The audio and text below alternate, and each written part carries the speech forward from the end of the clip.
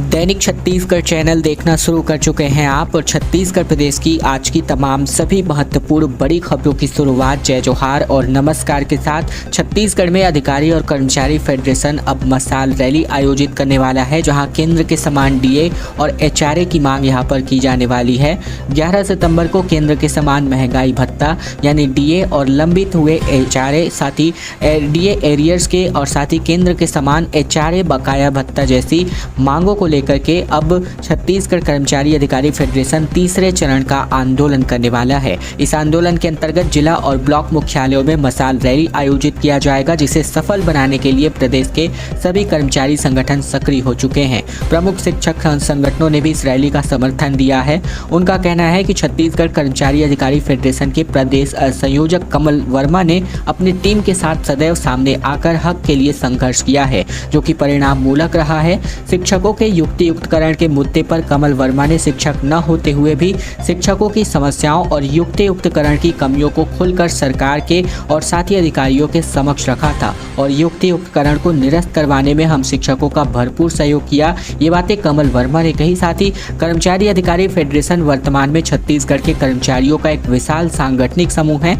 जिसमें छत्तीसगढ़ के अधिकांश संगठन एकजुटता के साथ शामिल हैं। छत्तीसगढ़ में एसआई कैंडिडेट्स ने कटोरा लेकर के भीख मांगा, जहां चौक चौराहों पर रोते हुए कहा कि 6 सालों से परेशान हैं और इसके अलावा कुछ दूसरा रास्ता नजर नहीं आता। छत्तीसगढ़ में सब इंस्पेक्टर की भर्ती परीक्षा के कैंडिडेट्स बीते दिन रायपुर के चौक चौराहों पर भीख मांगते नजर आए, जहां रिजल्ट जारी करने की मांग को लेकर सालों से कई जतन करते आ रहे हैं। इसी कड़ी में अब अभ्यर्थियों ने हाथ में कटोरा पकड़ा और ट्रैफिक सिग्नल पर खड़े होकर लोगों से भीख मांगते दिखे। अपनी समस्या बताते हुए कैंडिडेट्स ने रोते हुए गुस्से फूट पड़े, जहां कैंडिडेट्स बीएल साहू ने कहा कि जो भूतपूर्व सैनिक भी रह चुके हैं, जहां उन्होंने कहा कि आज 6 साल से ज़्यादा हो चुका है रिजल्ट का इंतजार करते हुए। इसके अलावा अब बात करें, बीएल साहू ने कहा कि सीमा पर अगर दुश्मन होता तो जलाकर राख कर देता, लेकिन अपने देश में ऐसे लोग भरे पड़े हैं, मैं उनसे कैसे लड़ाई लड़ूं। इसके अलावा बता दें कि रिजल्ट के चलते इन्होंने फैमिली प्लानिंग भी नहीं की। लोग पुलिस अधिकारी कहकर लोग ताना मारते हैं। 1 साल से नौकरी छोड़ करके रिजल्ट का इंतजार करने को सब इंस्पेक्टर के चयनित अभ्यर्थी मजबूर हैं। इसके अलावा रिजल्ट की मांग को लेकर कुछ दिन पहले गृह मंत्री विजय शर्मा के निवास का घेराव भी किया गया था। उस दौरान मंत्री ने अभ्यर्थियों के साथ वीडियो कॉन्फ्रेंसिंग की। उन्होंने कहा था कि डीजीपी के रिटायरमेंट समेत कई तकनीकी कारणों की वजह से रिजल्ट जारी नहीं हो पाया था। तो अब सवाल यहाँ पर ये उठता है कि क्या 6 सालों से डीजीपी का तबादला ही होता रहा है? कुल 3 सरकारें जो है बदल चुकी हैं, लेकिन रिजल्ट अब तक जारी नहीं हो पाई हैं। तो ये लगातार चिंता का विषय छत्तीसगढ़ के युवाओं के लिए आने वाली सभी भर्ती परीक्षाओं के लिए होता नजर आता है। रायपुर दक्षिण उपचुनाव को लेकर के कांग्रेस अब वार्डों में बूथ कमेटियां बनाने वाली है, जहां वार्डवार समीक्षा होगी। काम नहीं करने वाले प्रभारी बदलेंगे, जबकि वरिष्ठ कांग्रेसियों से पदाधिकारी मुलाकात भी करने वाले हैं। छत्तीसगढ़ की एकमात्र विधानसभा सीट रायपुर दक्षिण में इस साल के अंत तक उपचुनाव होने हैं और इसकी तैयारियों के बीच कांग्रेस ने वार्डों में बूथ कमेटियां बनाने की कवायद तेज कर दी है। सभी सीट प्रभारियों को जिम्मेदारी के साथ काम पूरा करने की डेडलाइन भी जारी कर दी गई है। कांग्रेस जल्द ही वार्डों की समीक्षा करने की तैयारी में है। दूसरी तरफ बूथ कमेटियों के गठन के बाद इसका भौतिक सत्यापन भी कराया जाएगा। कमेटी में शामिल एक पदाधिकारियों से सीधी चर्चा की जाएगी, जिससे वास्तविक सदस्यों का पता चल सके। कुल वार्डों में बात करें तो यहाँ कुछ वार्डों में काम नहीं होने और कमजोर रिपोर्ट आने के बाद प्रभारियों को बदला जा सकता है। पीसीसी चीफ की ओर से स्पष्ट निर्देश है कि वार्डों में केवल बैठकें लेने से काम नहीं चलेगा, बल्कि बूथों में जाकर कमेटी गठित कर सक्रिय कार्यकर्ताओं से मिलकर संवाद स्थापित करना होगा। जबकि कमेटियों के गठन के बाद इसका भौतिक सत्यापन भी यहाँ पर होने जा रहा है। रायगढ़ में मुख्यमंत्री ने संगीत महाविद्यालय की घोषणा की, जहां चक्रधर समारोह का शुभारंभ हुआ। पद्मश्री हेमा मालिनी ने रास बिहारी नृत्य नाटिका की प्रस्तुति भी करी। छत्तीसगढ़ के रायगढ़ में चक्रधर सम्मान समारोह का शुरुआत मुख्यमंत्री विष्णुदेव साय ने किया। इसके अलावा वित्त मंत्री और रायगढ़ विधायक गोपी चौधरी ने कहा कि चक्रधर समारोह ऐसा मंच बन गया है, जहाँ दिल्ली और मुंबई से बड़े महानगरों से कलाकार यहाँ अपनी परफॉर्मेंस देते जा रहे हैं। इसके अलावा बात करें तो यहाँ पर जो है इसी कड़ी में मुख्यमंत्री ने संगीत महाविद्यालय की घोषणा रायगढ़ के अंतर्गत करी। साथ ही बात करें तो यहाँ शक्तिधर समारोह में सीएम साय ने कहा कि मुझे सभी का पिछले 20 सालों से आशीर्वाद मिला है। पहले सांसद, केंद्रीय मंत्री के रूप में शामिल हुआ, लेकिन इस बार आप सभी के आशीर्वाद से मैं चक्रधर समारोह में मुख्यमंत्री के रूप में शामिल हो रहा हूँ। साथ ही उन्होंने कहा कि राजा चक्रधर सिंह द्वारा कथक पर लिखी हुई पुस्तक पर टोल नीति का भी जिक्र इन्होंने किया। साथ ही बात करें तो रायगढ़ कला का संगम ये जो है केंद्रीय बनता नजर आ रहा है। और अब खबर छत्तीसगढ़ के बिलासपुर से, जहां आमिगोज बार साथ ही तंत्र बार पर संचालकों के खिलाफ एफआईआर दर्ज कर दी गई है। छत्तीसगढ़ के बिलासपुर के तंत्रा और ओमिगोज बार संचालक ने लड़के और लड़कियों साथ ही महिलाओं को अनलिमिटेड फ्री शराब का ऑफर दिया। साथ ही कपल एंट्री भी फ्री कर दी गई, जहां युवा वर्ग को आकर्षित करने और नशे की ओर धकेलने का ये ऑफर बुधवार की रात रखा गया। जहां सोशल मीडिया पर पोस्टर वायरल होने के बाद पुलिस ने इस पर जोरदार एक्शन लिया है। संचालित बार में नियमों को दरकिनार करके इस तरह के ऑफर निकाले जा रहे हैं। इसकी सूचना मिलने पर गृह मंत्री विजय शर्मा ने सख्ती से कार्यवाही करने का निर्देश जारी किया, जिसके बाद शुक्रवार को पुलिस ने ओमिगोज और तंत्रा बार में दबिश दी। इसके बाद बार संचालकों के खिलाफ एफआईआर दर्ज कर ली गई है। दरअसल 4 सितंबर को तंत्रा और ओमिगोज बार प्रबंधन ने अपने इंस्टाग्राम पर प्रमोशनल वीडियो के साथ साथ एक फोटो शेयर किया था, जिसमें लड़कियों और महिलाओं के लिए हर बुधवार की रात 8 बजे से फ्री अनलिमिटेड शॉट देने का जो है ऑफर रखा गया था। जिसके बाद से ये लगातार जो मामला है तूल पकड़ता नजर आया और अब इन पर एफआईआर भी हो चुकी है। छत्तीसगढ़ के रायपुर से 50 किलोमीटर दूर रेत का अवैध खनन जारी है, जहां पनडुब्बी मशीन लगा करके महानदी को माफिया लगातार खालती करते जा रहे हैं, वो भी सरकार के नाक के नीचे से। दरअसल छत्तीसगढ़ के रायपुर में कलेक्टर के निर्देश के बावजूद खनिज विभाग और जिला प्रशासन रेत माफियाओं पर लगाम नहीं लगा पा रहा है। लगातार दावों की पोल खोलते हुए भनपुर के सेमरा गाँव में ग्रामीणों ने ही दैनिक भास्कर को एक वीडियो भेजा था, जहाँ पर दैनिक भास्कर में ये न्यूज प्रकाशित भी हुआ था बीते कुछ दिनों पहले, जहाँ रेत माफिया पनडुब्बी नुमा मशीन और पोकलेन मशीनों से रेत का अवैध उत्खनन करते हुए लगातार दिखाई दे सकते हैं। और इतना ही नहीं, रेत निकालने के लिए पाइपलाइन भी डाली गई। दिन दहाड़े सिमरा गांव में माफिया महानदी से अवैध उत्खनन करते नजर आ रहे हैं और परिवहन भी करते हैं, और इसी तरह का अवैध कारोबार चलता आ रहा है। साथ ही अगर बात करें तो नेशनल ग्रीन ट्रिब्यूनल कोर्ट ने महानदी के रेत उत्खनन करने वाली किसी भी प्रकार की मशीनों पर 10 जून से रोक लगा दी है। छत्तीसगढ़ सरकार ने 10 जून से इस पर रोक लगा दी थी और ये रोक 15 अक्टूबर तक लगी हुई है। इन सब के बावजूद भी रेत माफिया प्रदेश की नदियों से रेत का अवैध तरीके से खनन उत्खनन कर रहे हैं।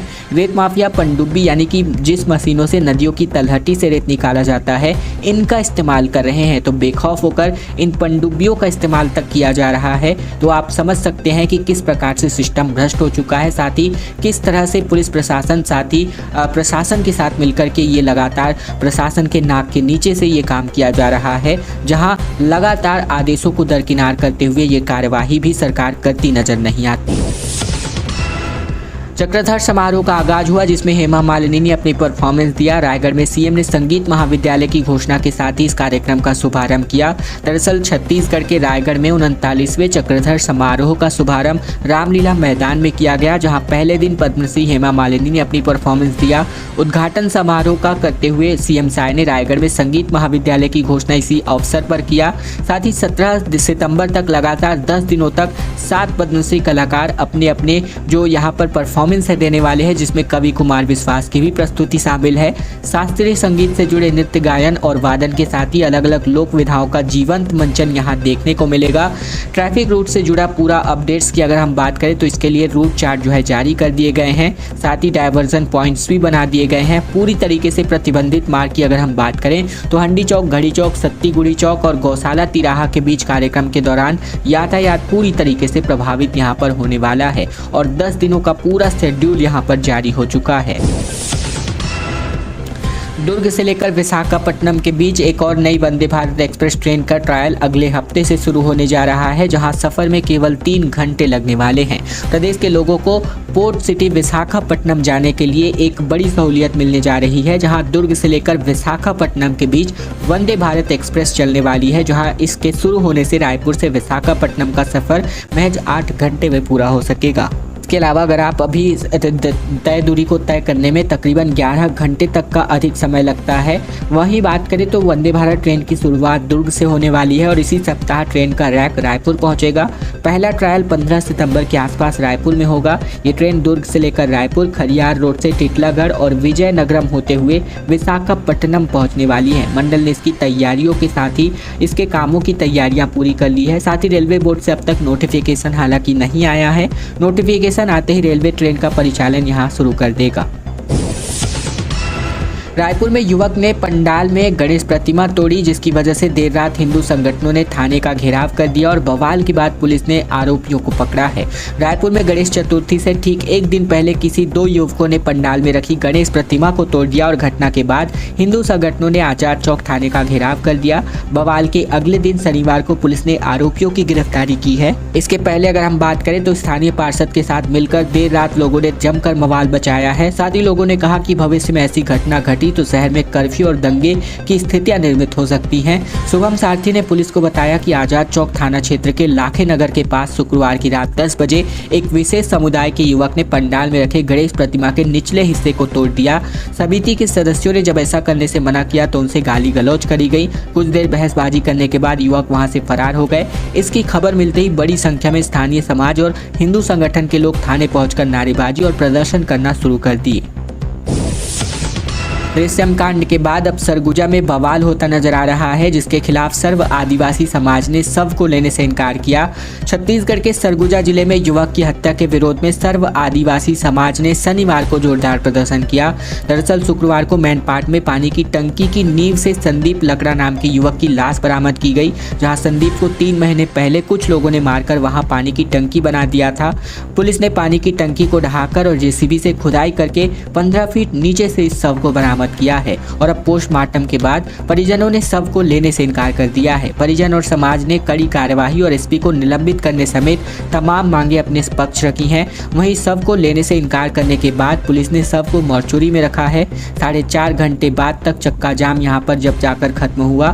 सर्व आदिवासी समाज ने थाने के सामने नेशनल हाईवे जाम कर प्रदर्शन किया और जिसके पहले सर्व आदिवासी समाज ने मुख्यमंत्री के नाम सीतापुर एसडीएम को ज्ञापन भी सौंपा। राज्य अनुसूचित जनजाति आयोग के अध्यक्ष भानु प्रताप सिंह ने सीतापुर पहुंचा और साथ ही आदिवासी समुदाय के पदाधिकारियों से बातचीत भी की गई।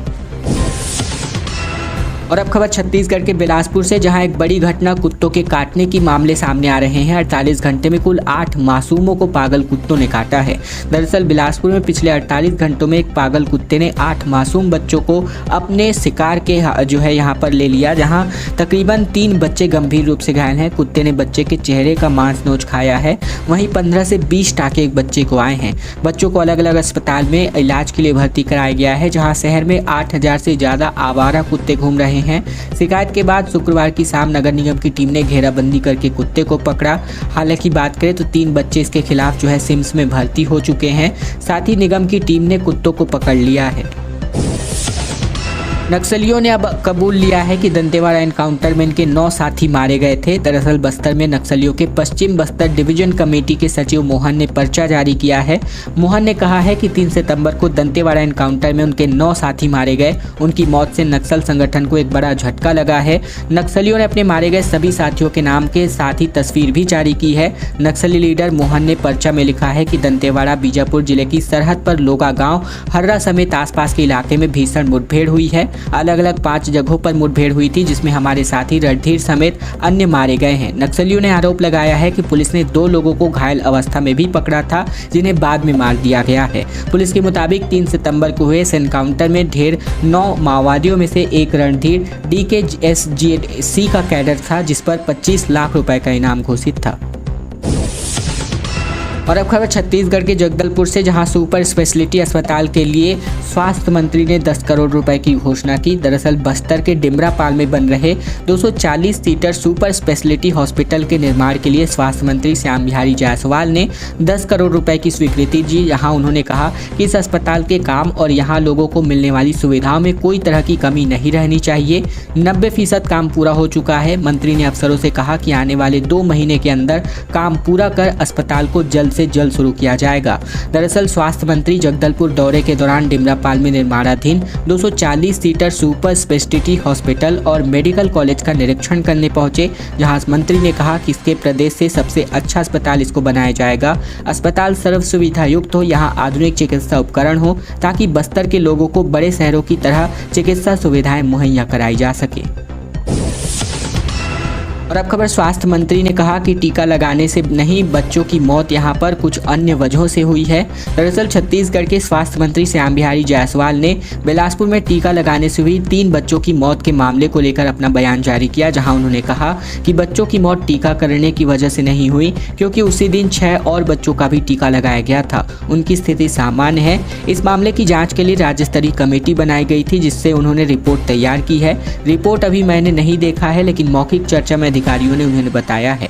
शनिवार को निजी प्रवास पर बिलासपुर गए स्वास्थ्य मंत्री श्याम बिहारी जायसवाल ने मीडिया से बातचीत करते हुए कहा कि प्रदेश के ग्रामीण क्षेत्र का अमला मुस्तैदी से काम कर रहा है। जहां तक टीकाकरण से मौत का सवाल है तो उसकी जांच कमेटी ने की है। साथ ही उन्होंने कहा कि जिस दिन 2 बच्चों को टीका लगाया गया था, उसी दिन अन्य बच्चों का भी टीकाकरण हुआ था और बच्चों की दूसरी बीमारी या फिर अन्य वजहों से मौत हुई है। तो ये लगातार अब आरोप और प्रत्यारोप का सिलसिला जारी है, जहाँ पक्ष और विपक्ष दोनों अब इस मामले पर आमने सामने आ चुके हैं। खबरों का सिलसिला बस यही तक का था। अगर आपको यह वीडियो पसंद आए तो वीडियो को लाइक करना बिल्कुल मत भूलेगा। साथ ही चैनल पर अगर आप नए हैं तो चैनल को सब्सक्राइब जरूर कर लीजिएगा, ताकि प्रतिदिन की महत्वपूर्ण खबरें, छत्तीसगढ़ के लगातार समाचार हम आप तक रोजाना पहुंचा सकें।